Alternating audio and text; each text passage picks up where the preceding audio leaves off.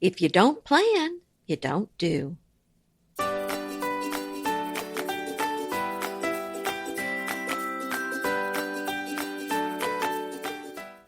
Hi, I'm Anita Joyce here with Kelly Wilkness, and this is Decorating Tips and Tricks, episode 360, How to Make a Decorating Plan.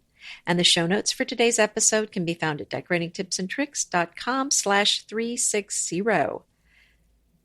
And we have a lot to cover today, Kelly. We do. And we cannot emphasize the importance of making a plan, whether you're decorating or redecorating. And we're probably going to run through some of these things fairly quickly so we can get all of our ideas and steps in for you in one episode. And then if we feel like, other items on the list need more attention, we can always break it down into different episodes. But you're going to get this whole it's about 20 steps of how to do a decorating plan in the episode today. So again, if you're a note taker, grab your pen and pencil and let's get rolling. So I'll toss out the steps and then Anita and I will jump in and let you know, if you need to have a little more detail on them. The first thing that we suggest that you do is to look at your home inside and out with fresh eyes. Mm-hmm. Yeah, I think this is important. And so what you're going to do is walk through your house as if you'd never seen your house before and try to see it like a visitor sees your house that's never seen it before. So walk through and kind of notice things and look at things that you might not have even paid attention to before. Exactly. And the number 2 step is take photos of each room. Now, that was Anita's bright light. Like everybody was like, that's the best idea. Like, honestly, I think that will hold true as the tip of all time. Because when you start taking photos of each room, you definitely see things that you don't see. And so if you're trying to have fresh eyes, you might not have fresh eyes unless you're looking at the room in a photo. Well, that's right. And the photo doesn't lie. You really will notice things, I promise you, in the photo that you do not notice when you're in the room in person. Things will become crystal clear from the photo when you look at it. But also, I love the idea of a photo in the beginning because this is your before photo. So it's really imperative that you take that picture. Right. So it serves both purposes. Okay. And, we should say that these steps are steps. They should be taken in order. So we're giving you them to you in the order in which we think you should address them when you're decorating or redecorating. And this is how you're going to have this overall plan that's really going to work for you. So number 3, take your architecture into consideration. It really matters the style of home you have. It will inform a lot of the decisions that you make going forward as to how you're going to decorate the interior. Mm-hmm. Right. And also keep the neighborhood in mind. What's going to work in this neighborhood? And maybe you want to go off-road, but I think it's just something to think about before you start your project. Number 4, assess and list the givens and or the must-stays. So a given may be your ceiling height. Ah, yes. What's an example of a must-stay? Well, maybe you have some flooring that you don't really like, but you cannot afford to replace it. So we dealt with this with a client recently where we talked about maybe putting in some large carpets to cover that floor that she wasn't so happy about. Yeah. So you have to take that all into consideration. Are you going to have to decorate around it? Is there a way that you can mask it? Or is it a way that you can embrace it or change it so you love it? But these are the things that you can't change, at least right now. Number 5 kind of comes up a lot. Budget. Now, we encourage you always to think about budget in a more positive way, and not in a limiting way, but in a way that gets you to be more creative, to think out of the box. So I think that's a healthier way to look at budget because there's that word is like, wah, wah, nobody likes that. So, but it's a reality. So, if you can't replace the floor that Anita just mentioned, then, you can't, but, you might be able to do other things that are fabulous. Mm-hmm. Yeah, I think you need to keep that in mind. And if you have some play there, once we get to the pricing later on, you might want to make an adjustment to your budget. But it's good to have some sort of number that you know you've got to work with, because that really is going to affect what you can do and what you can't do. Number 6, break down your plan, the plan you're forming right now, into the separate rooms that you're going to address. Maybe the whole house. It may be just 1 or 2 rooms. It may be 1 room. So you're going to want to assess what rooms are involved. And then now you're starting to get a little more specific in the plan. You're going to then, maybe have, whether you work on your computer or in notebooks or whatever, you're going to have space for each different room. Yeah, I think this is so important, because I think it's like looking at an elephant and eating it. It seems way too big, but if you break it down by 1 bite at a time, or break it down 1 room at a time, it becomes much more, it feels more doable. But the other thing is, I really love the idea of just doing 1 room at a time. And when I've done this, I can feel some sense of accomplishment, and I can look back and say, that room is done, now on to the next one. So I love this approach to decorating, to really do 1 room at a time. Yeah, I agree. That's a great way to do it. You're not water bugging all around, and you actually have this sense of accomplishment, and the room is done. So when you're breaking it down now in the step number 6 into separate rooms, there's lots of reasons why you do it. Then maybe you decide later, oh, this room is more utilized by my family, or I just can't stand the kitchen the way it is. This is a room I'm going to. So it helps you prioritize rooms. It helps you figure out where you're going to put the funds that you have in your budget, to what rooms, and what rooms can wait a little bit. So there's a lot of reasons why you're going to want to start sort of narrowing it down and separating the rooms out. Another one is step number 7. You have to really consider function. So not only the overall function, how many people are in your house, how many pets, are there people coming and going? Do you have house guests a lot? How does your home, or how do you want your home to function overall, but how you want each one of these rooms to function. If you're not a family who watches TV together, do you need a big family room with a giant TV on the wall? If you're not a family that's very large, and so you don't need a large dining room to eat together every night, you can eat in the kitchen, that might inform some decisions about how the dining room's used. Maybe that becomes a multi-purpose room. So all these things will help you decide how you're going to decorate the rooms. Number 8, take a look. Is anything missing in your house? Now, I don't mean like, where's my keys or the remote or something, but things like, I need an office, but there isn't an office in this house currently. We could really use more closets. There's not enough closets. Maybe not dedicated closets, but we just need more storage. That's going to inform your choices for furnishings, and maybe even doing a little bit of construction in some of the rooms. Yeah, that's a good point. Especially storage is very important to know if you're going to need much storage, because that needs to be part of your plan, how you're going to address that. Right. And right now, there are so many options with furnishings where storage is available, almost like secret storage. Like, you don't even know that ottoman opens up, or, right, there's something under that bookcase. So it can be something that you can then fill in the blank and fill in the storage with some of your furniture choices. But if you don't think about it, and then you've bought an ottoman that doesn't have storage, well, you've lost that opportunity. Okay. So this is a good one. And this is fun. Number 9 is assess your style and figure out what it is. Oh, this is so important. And we've done a couple of episodes on this. We'll link to those. But this is a critical step. You need to know, are you headed to Dallas? Are you headed to Orlando? Where are you going with this? You kind of need to know what your look is going to be before you get started. So this is a very important step. Right. And we have lots of suggestions about how you do that in these other episodes. But, just look around, start yourself some secret Pinterest boards, pull things out of magazines, look at the style that you have right now, back in step 1, when you're just assessing your whole house and taking a look at it, decide, do I love what's going on here? Maybe you do.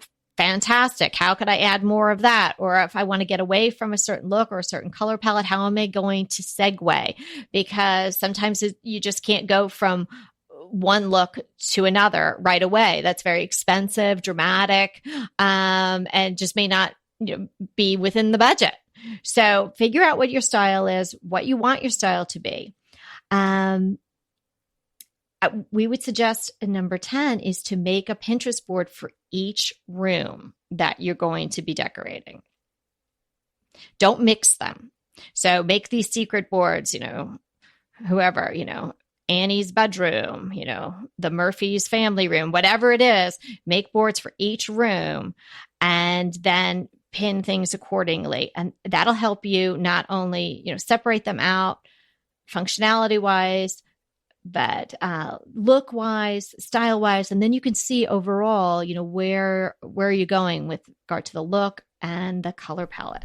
Yeah, if you want to do a mood board, you can, but you do not have to. You can simply put some Pinterest boards together. But if you want to create an actual mood board where you're pulling specific things together and putting it all in one place, one chair, one fabric, and all of the stuff, carpet, wall treatment, curtains and so forth, a few free resources are Canva and Adobe Spark.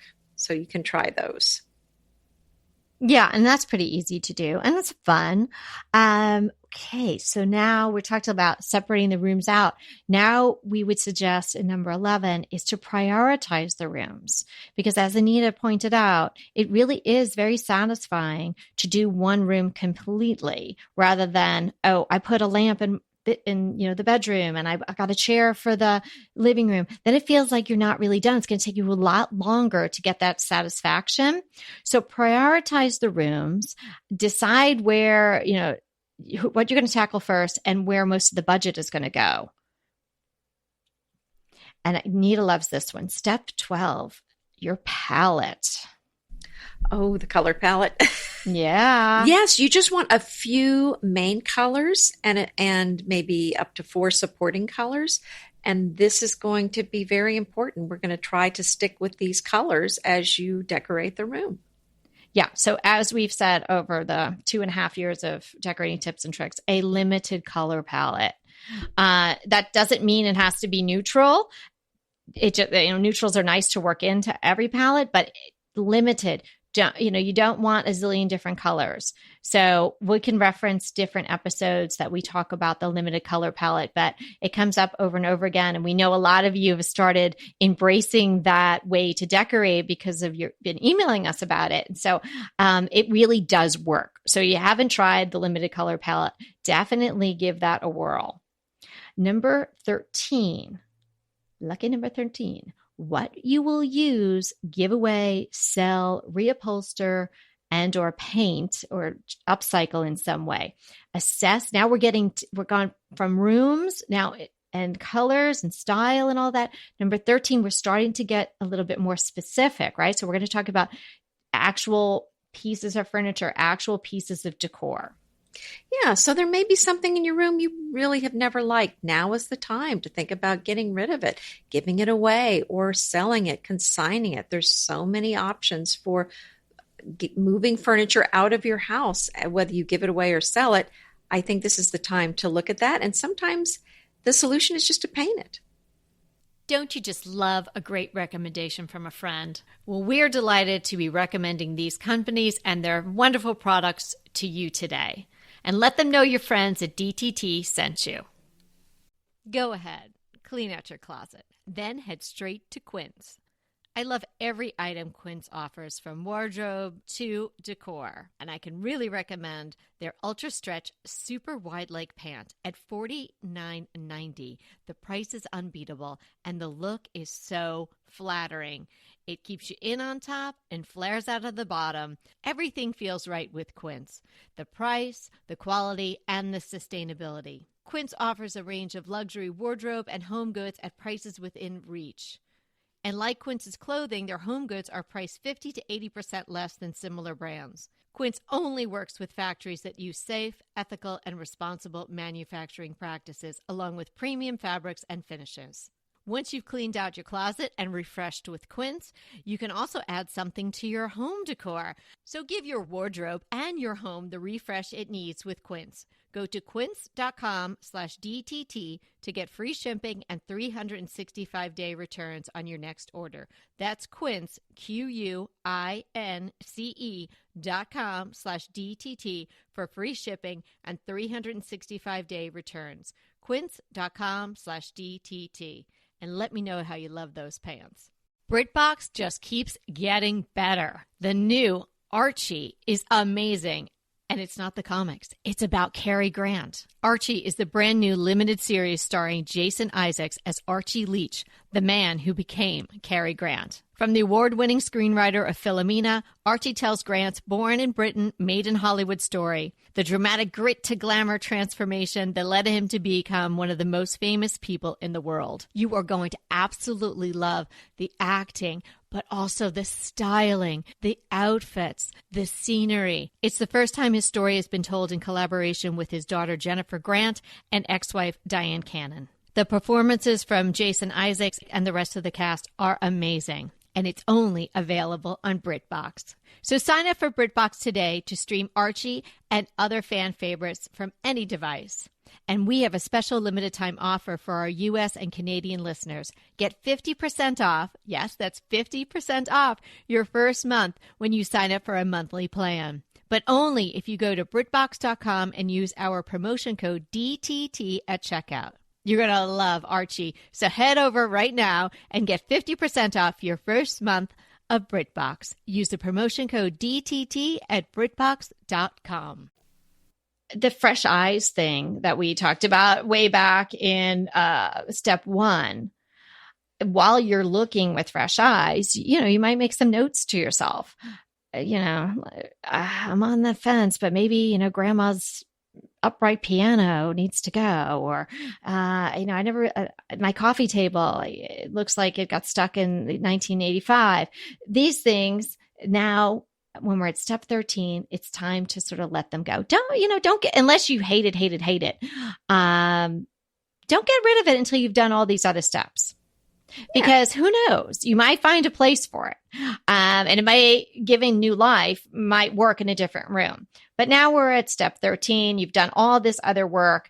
You're ready now. And it's going to feel so good when the thrift store truck pulls up, or you stuff it in your really will trunk feel great. And you go give it to somebody who can really use it. Okay. Step 14, make a list, and you're going to have a list for your projects.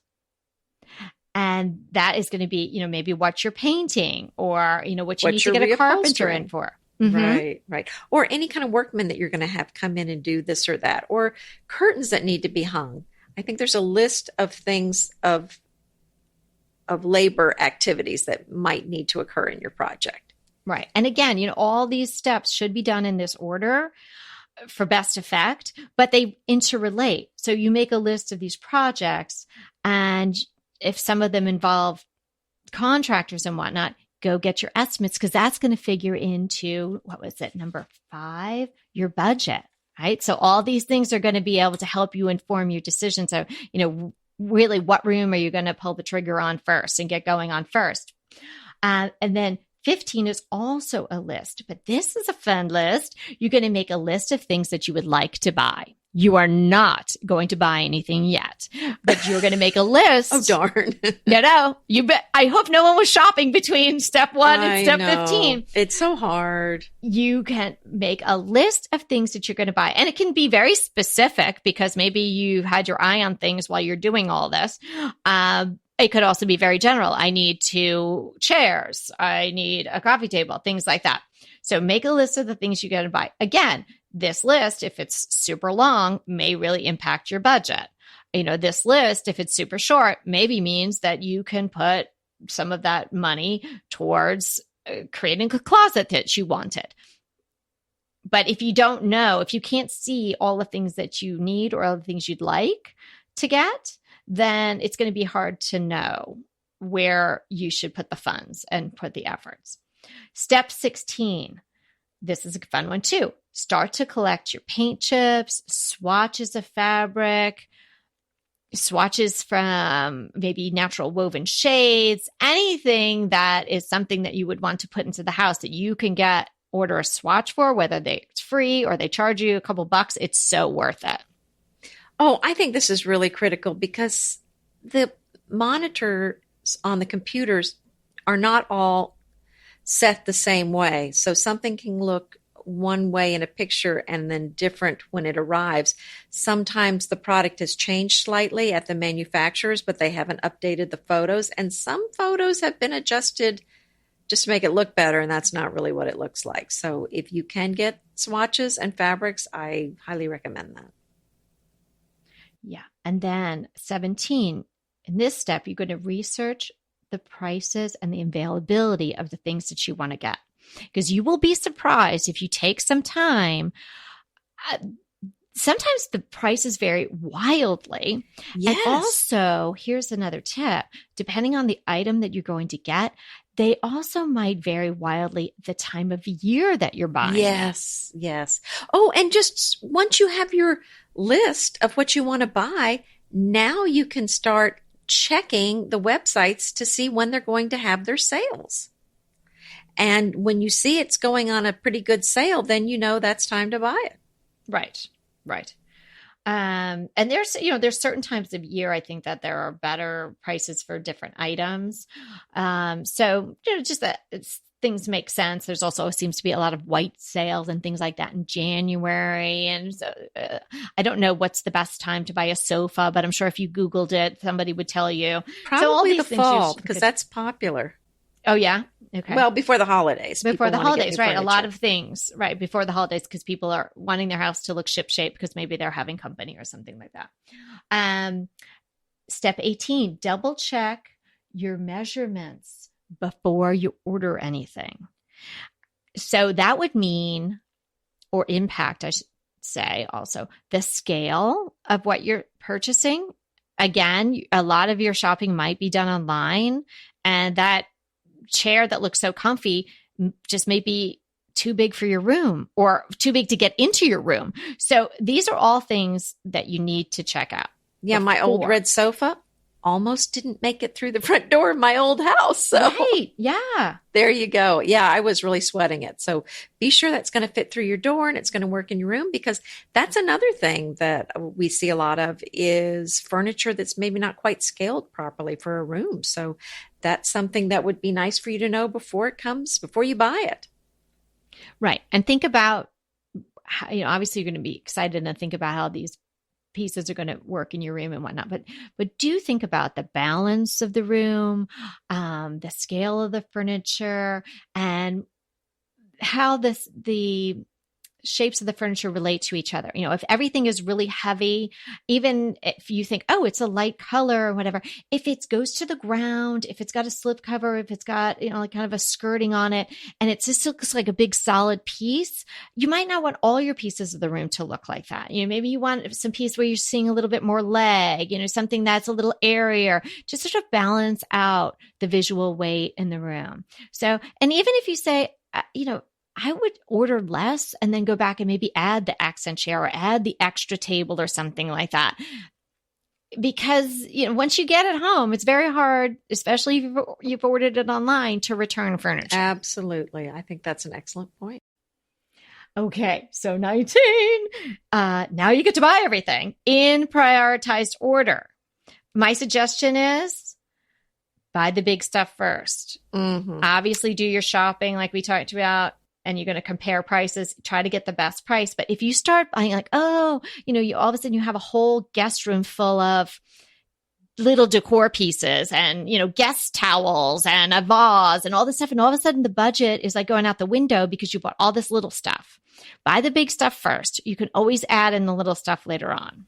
Well, and I like to get my biggest bang in the beginning.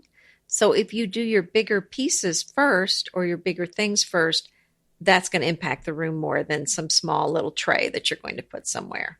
So I think it's going to be very gratifying for you as you're working through the project.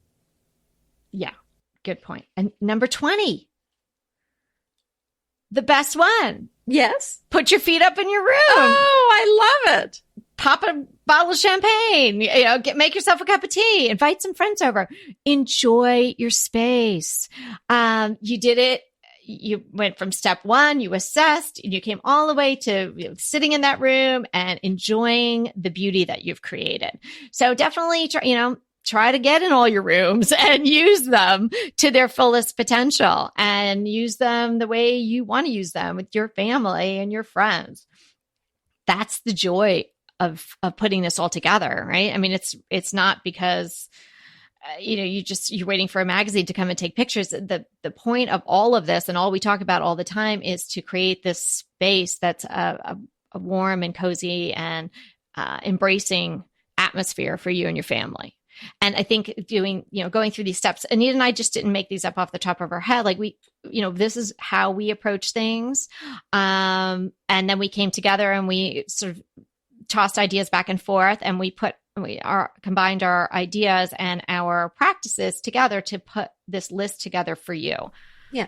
And this isn't really a step, but something I just want to mention to you as you're going through this is to stay open to changes, because as you're doing all this, you may have a particular chair in your mind's eye that you want to use, or you found a picture of it.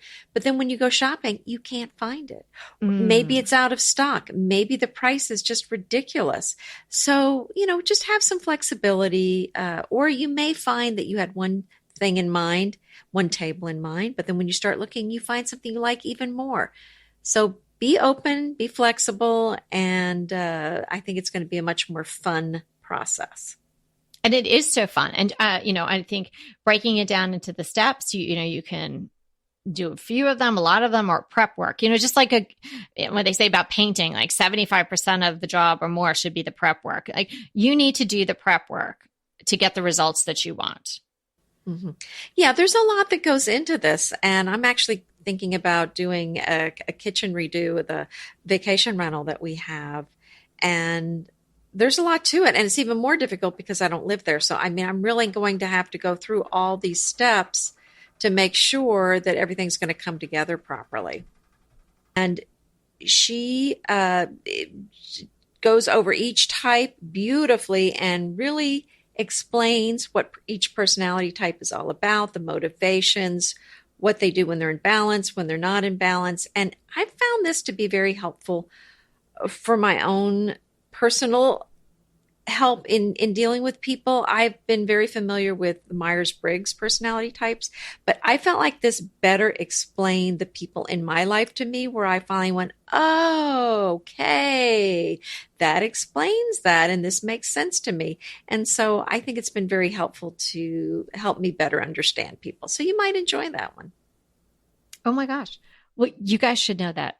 I guess it was when we were at Round Top, right? Anita and I went back and we were chilling out at her aunt's lake house because we got to no, it was when we were doing Texas Flip and Move. Yes, take a flip. Yes. Okay. Yes. And then so we're having a glass of wine and we had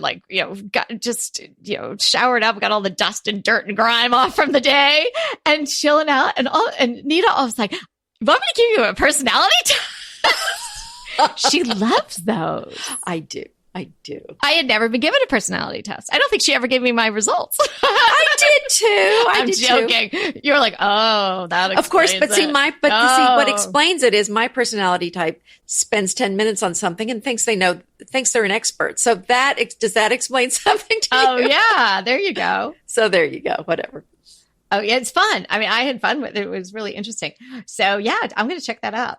That sounds like a good listen. Yeah, what's your crush? Oh, okay. Mine is black drop cloths. Oh, really? Yeah. You know how everybody makes everything out of bloggers were doing, and then other people started making things out of drop cloth material. I've done it.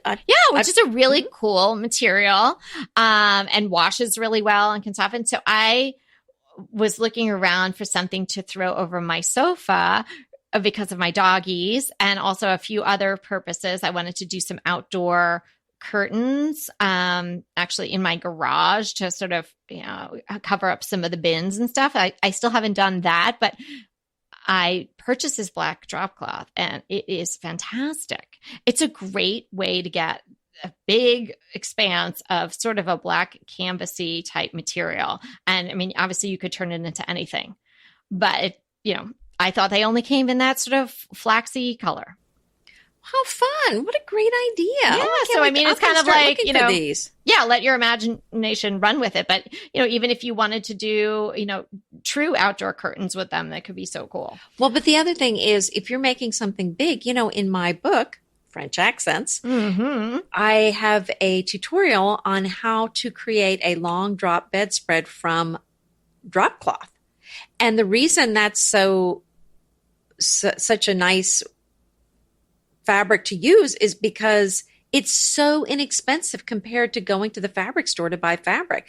So if someone's wanting to use some black denim type fabric for a project, I think this is a great idea. Yeah. Yeah. And there's all different sizes, just like there is. And I think it's the same as the regular drop cloths. There's a certain weight to them. Oh, so right. I know right. I talked about that in one of the podcasts, and I truly cannot remember which episode that is in, but you could just Google it, like the weight of a canvas.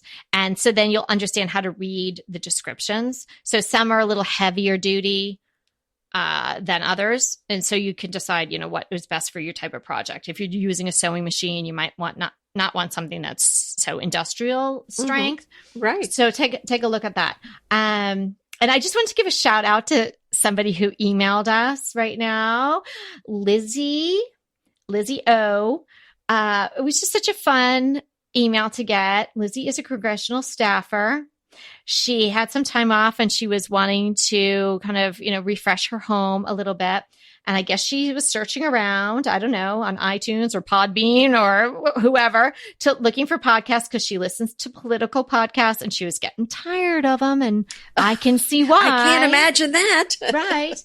So there Lizzie is, and she finds decorating tips and tricks. And she's like, I love it. Capital letters. So welcome to the fold, Lizzie. We are so happy to have you. And Lizzie's in DC, as you would imagine, as a congressional staffer. Mm-hmm. Yeah. Hi, Lizzie. Thanks so much for writing to us. Yeah, that was so fun. So I want to say hey to Lizzie here on the show. Green Chef is a delicious delight any time of year, but especially during the holidays. What a wonderful vision to behold as the Green Chef boxes on your doorstep. Green Chef is the #1 meal kit for eating well. And it makes eating well so easy with plans to fit every lifestyle, whether you're keto, paleo, vegan, vegetarian, gluten-free, or just looking to eat a more balanced diet.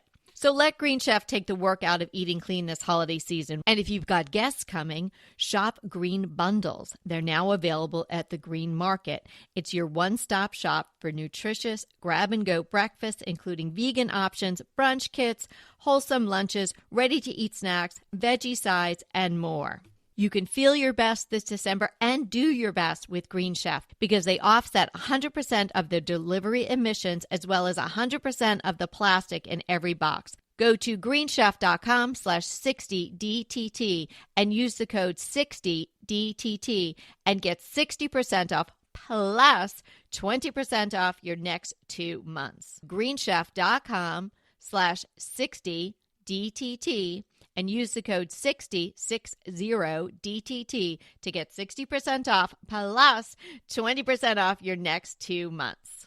Pesto pork chops over Parmesan polenta. Not that easy to say, but oh so easy to make with Green Chef. Green Chef is the #1 meal kit company for eating well, and we have such a great deal for you. You're going to save $250. Listen on for the details on that. Green Chef makes eating well easy for any lifestyle, whether you're keto, paleo, vegan, vegetarian, gluten-free, or just looking to eat more balanced meals. We're getting into the busy holiday season, so it's a perfect time to have Green Chef help you out. Let Green Chef take the work out of eating clean this holiday season with their chef-crafted, nutritionist-approved recipes featuring fresh ingredients and nothing artificial. And you know what? You don't have to lose track of your healthy eating habits during the holidays. Every Green Chef customer gets a free session with their registered dietitians who will walk you through how to make clean eating work for you. So sign up for your free session and start on the road towards better health today. And that deal I want to tell you about, visit greenchef.com/DTT250 and use the code DTT250 for $250 off your order. So that's greenchef.com/DTT250 and use the code DTT250 for $250 off your order.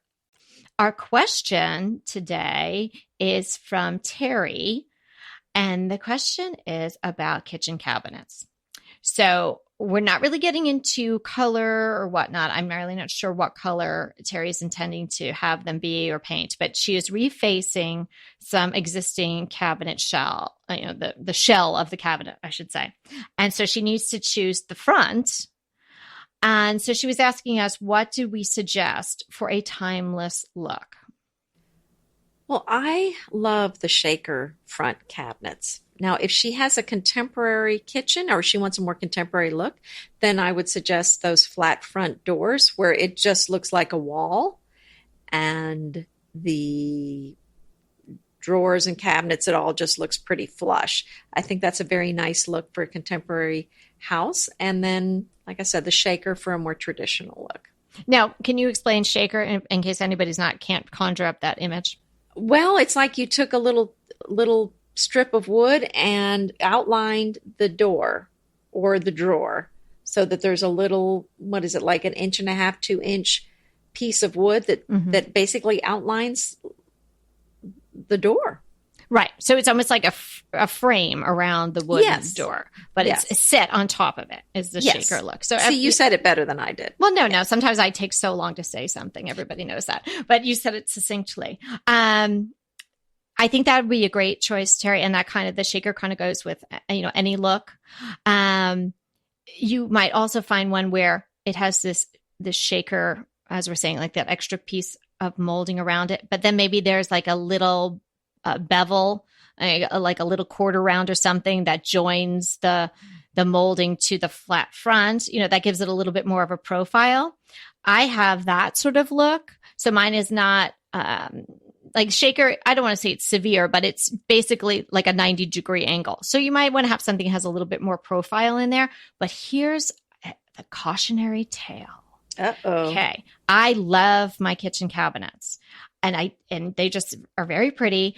And they had this extra little, I would say like routed out area around the bottom. So it's as Anita described, kind of shaker, but that has this extra little bevel inside. So it's kind of a little softer look. But then all around the edge of each cabinet and drawer, it's just like a routed out, just giving it a little extra profile, if you will. Now, if you can't picture that, I'll try to have a look on my blog. I'll put a link to it. But here's the thing.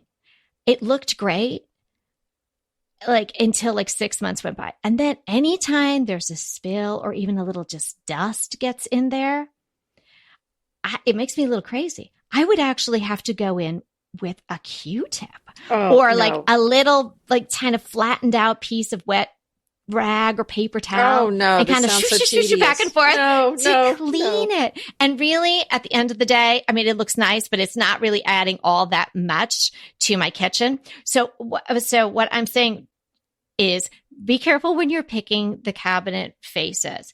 Just make sure there's no really thin, sort of deep routed area or anything like that, because it is going to catch, either liquid drips or it's just going to catch dust, or, if somebody spills food, obviously it could get stuck in there, and it's just really hard to clean. Good point, Kelly. So sometimes we think we're being smart there. And then there's a problem with it. And there's always a little something, a little cautionary tale there for you in the cabinet choices. So good luck with that, Terry. Welcome, Lizzie. Thank you to everybody for listening today. We had a lot of fun, Anita and I bantering these ideas around, and we really felt good about this list of 20 steps that we came up with for you. So I hope that you use this. If you have anything you want to add to it, certainly give us an email at decoratingtipsandtricks@gmail.com. And as always, we are here to inspire you to create a beautiful home. Until next time.